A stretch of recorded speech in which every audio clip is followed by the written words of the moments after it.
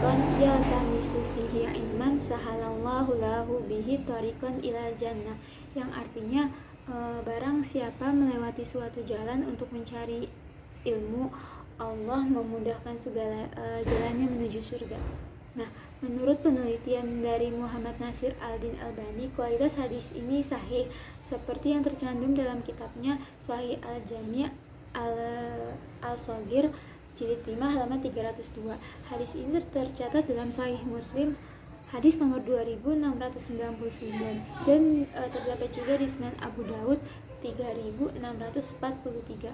Nah, nilai yang terkandung dari hadis ini dalam era informasi dan teknologi seperti sekarang, upaya untuk mencari ilmu tidak terbatas dalam perjalanan fisik saja, tetapi juga dapat dilakukan melalui sumber-sumber digital dan literatur yang tersedia. Dengan memanfaatkan kemajuan teknologi, seseorang dapat belajar dan mencari ilmu dari berbagai sudut dunia tanpa harus melakukan perjalanan jauh. Allah memberikan kemudahan kepada orang yang tertekun dalam mencari ilmu serta memberikan dorongan kepada setiap individu untuk menempuh perjalanan ilmu dan kebenaran.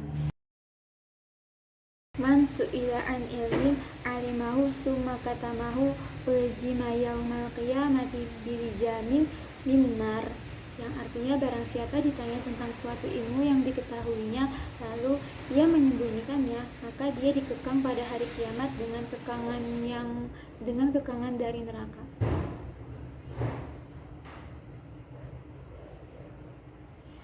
Menurut Al-Suyuti, hadis ini adalah sahih. Abu Daud mencantumkan dalam kitab Sunannya pada hadis nomor 3658 dan Sunan At-Tirmizi nomor 2649.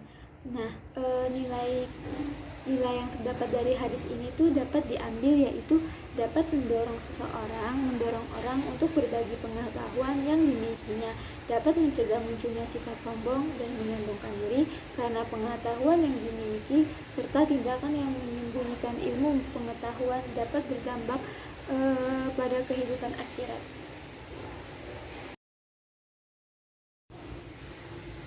Inna syamsa wal qamara ayatani min ayatillah la yakhsifani limauti ahadin wala lihayatihi fa iza raitum dzalika fada'ullaha wa kabiru wa sallu wa tasaddaqu, yang artinya sesungguhnya matahari dan bulan tidak gerhana karena kematian seorang, akan tetapi keduanya adalah dua tanda kebenaran Allah. Maka apabila kamu melihat gerhana keduanya, maka berdirilah dan kerjakan salat itu.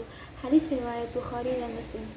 Hadis ini sahih karena diriwayatkan oleh Ibnu Umar pada terjemahan Sahih Bukhari buku nomor 16, buku nomor 18, itunya 152. Nah, nilai yang terkandung di hadis ini dapat diartikan sebagai pengajuan prinsip bahwa fenomena alam adalah tanda kebesaran pencipta yang kini dapat dijelaskan melalui pengetahuan ilmiah. Saat terjadinya gerhana, umat manusia diajak untuk merenung dan mendekatkan diri kepada Allah melalui salat. Momen seperti ini dapat dijadikan kesempatan untuk introspeksi, memohon ampunan, dan memperkuat ikatan spiritual dengan Sang Pencipta.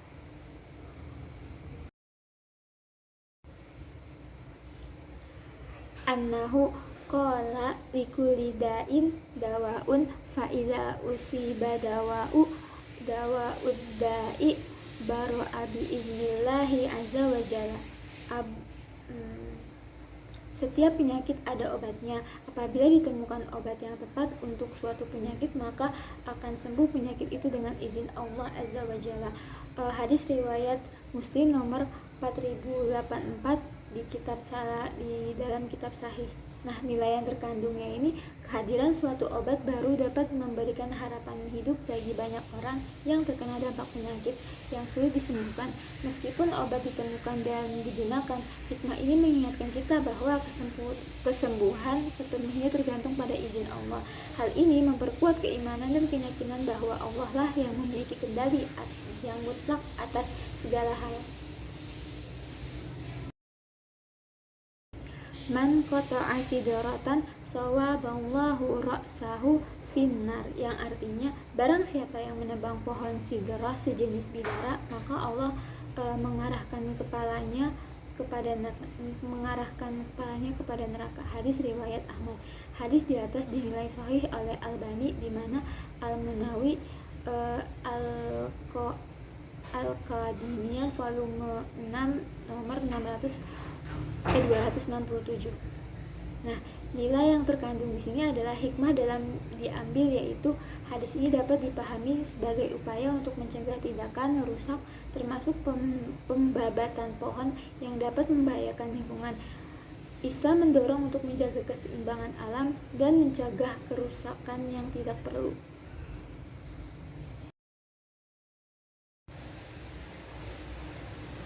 Qala man soma Ramadana summa atbahu sita min syawalin kana kasiyamid dahir, yang artinya barang siapa yang sudah melakukan puasa Ramadan kemudian menambahkan dengan puasa 6 hari di bulan Syawal, maka seolah-olah ia melaksanakan puasa sepanjang tahun.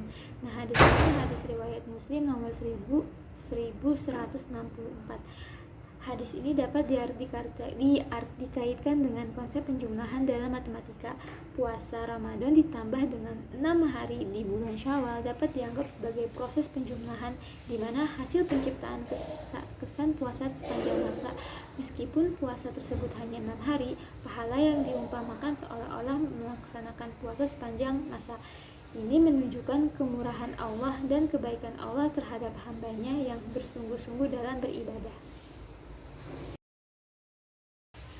Man tasabbaha sab'an tamaratin ajwatan lam yadurruka dzalikal yauma sumun wala sihar, yang artinya barang siapa mengonsumsi 7 buah butir kurma ajwa pada pagi hari, maka pada hari itu ia tidak akan terracuni oleh racun maupun sihir. Nah, hadis tersebut ditemukan dalam kitab Lu'lu' wa Al-Marjan fi ma ittafaqa alaih, karya Muhammad Fuad ibn Abdul Baqi ibn Sahih ibn Muhammad. Hadis tersebut diriwayatkan oleh sahabat Sa'ad, Aisyah, Abu Hurairah, dan Jabir.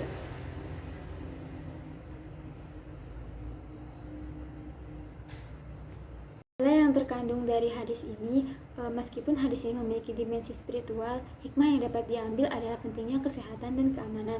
Konsumsi makanan yang baik sehat seperti kurma ajwa di pagi hari dapat memberikan nutrisi dan energi yang dibutuhkan untuk memulai hari.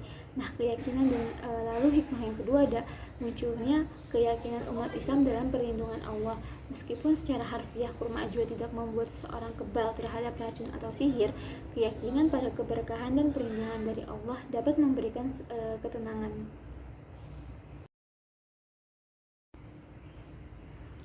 Man salaka tariqan yaltamisu fihi ilman sahalallahu lahu bihi tariqan ilal jannah. Barang siapa yang melewati suatu jalan untuk mencari ilmu, Allah memudahkan untuknya jalan ke surga. Hadis riwayat Muslim. Menurut penelitian Muhammad Nasir al-Din Albani, kualitas hadis ini sahih seperti tercantum dalam kitabnya Sahih Al-Jami As-Shaghir, jilid 5 halaman 302. Hadis ini tercatat dalam Sahih Muslim hadis nomor 2699, juga terdapat dalam Sunan Abu Daud. Hadis ini bernomor 3643. Nah, nilai yang terkandung dari hadis ini dalam era informasi dan teknologi seperti sekarang, upaya untuk mencari ilmu tidak terbatas dalam perjalanan fisik saja, tetapi juga dapat dilakukan melalui sumber-sumber digital dan literatur yang tersedia.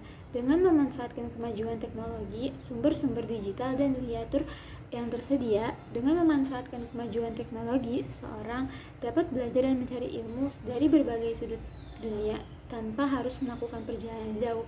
Allah memberikan